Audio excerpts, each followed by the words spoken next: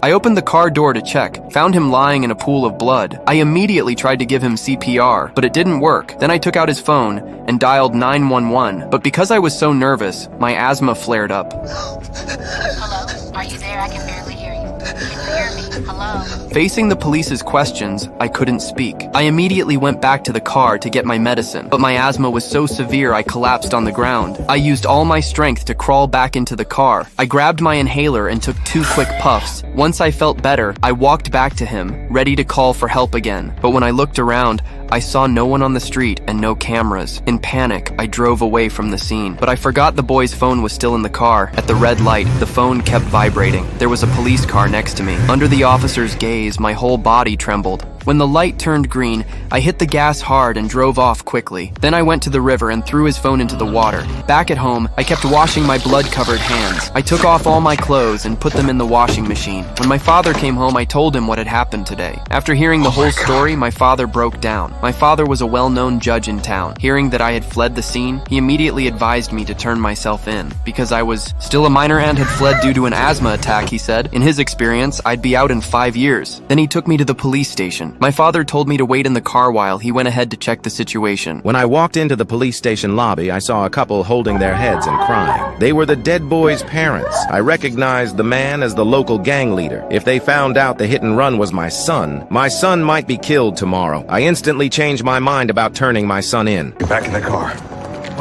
I thought that we had to go in. Back in the car. But you are the one that said that we had to come here. The boy you hit this morning is Jimmy Baxter's son. Jimmy Baxter is the head of the most vicious crime family in the history of this city. Do you understand what that means?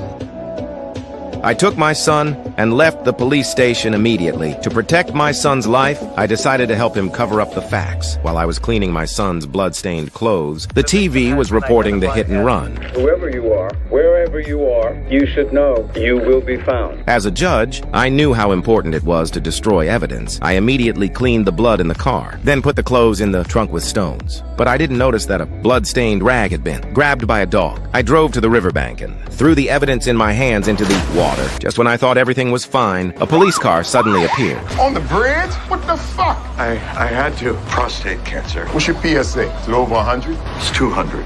I'm sorry, sir. You fly.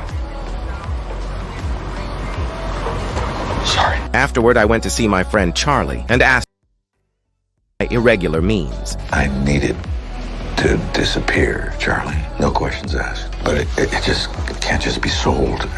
I mean gone. Give me a few hours. Thank you.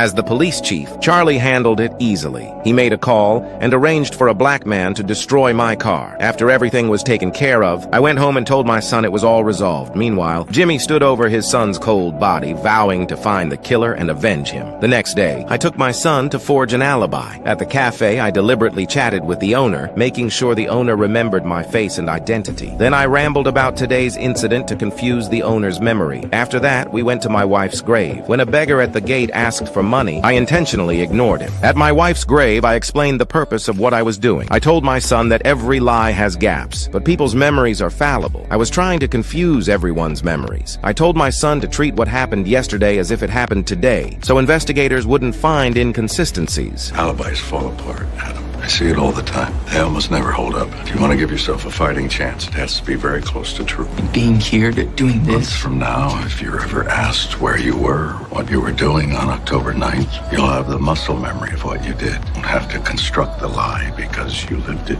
But yesterday was yesterday. If the vet at the gate is ever on the stand, do you think he remembers the date or the embarrassing wise ass and his embarrassed son? And Norma, the waitress, she knows what day it was.